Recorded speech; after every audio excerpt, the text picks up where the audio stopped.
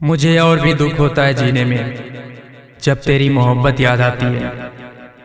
तुझे पाने की कोशिश में सब कुछ खो चुका हूं मैं। अब ना तू मेरे दिल में है ना धड़कन में, क्योंकि अब किसी और का हो चुका हूं।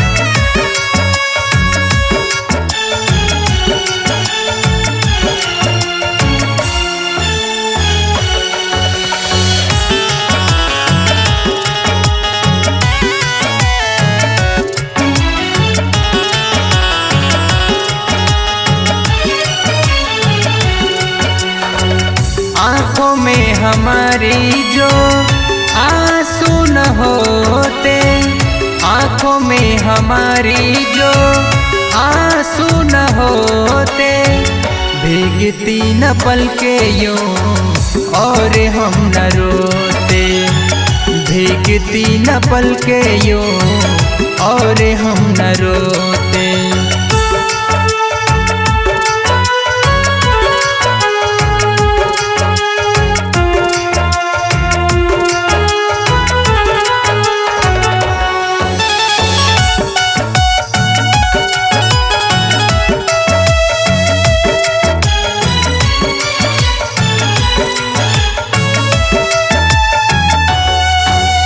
वादा किया था तूने हमसे, तोड़ दिया दिल तुमने, रिश्ता नाता तोड़ के हमसे छोड़ दिया है तुमने।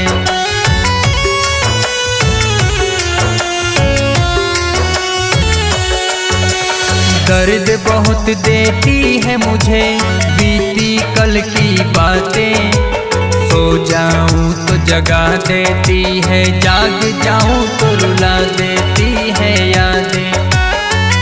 रब न करे कि दिल किसी का न टूटे, रब न करे कि दिल किसी का न टूटे, भीगती न पलके यूं और हम न रोते, भीगती न पलके यूं और हम न रोते।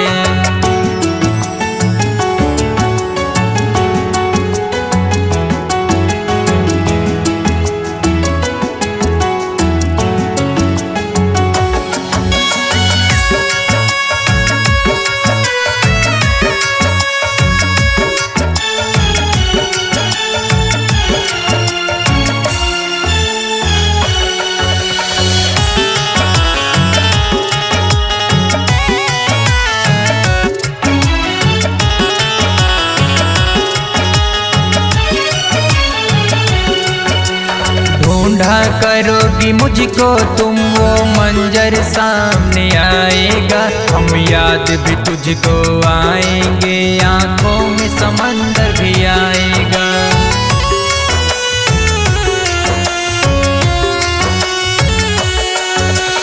उजड़ गया मेरा हौसला दीदारे तेरे याद में, हम खुद को डुबो दिए थे सनम मैंने तेरे प्यार में। प्यार में किसी का साथ कभी भी न छूटे, प्यार में किसी का साथ कभी भी न छूटे, भीगती न पलके यूं और हम न रोते, भीगती न पलके यूं और हम न रोते। Recording by Taregna music, Surat, Gujarat.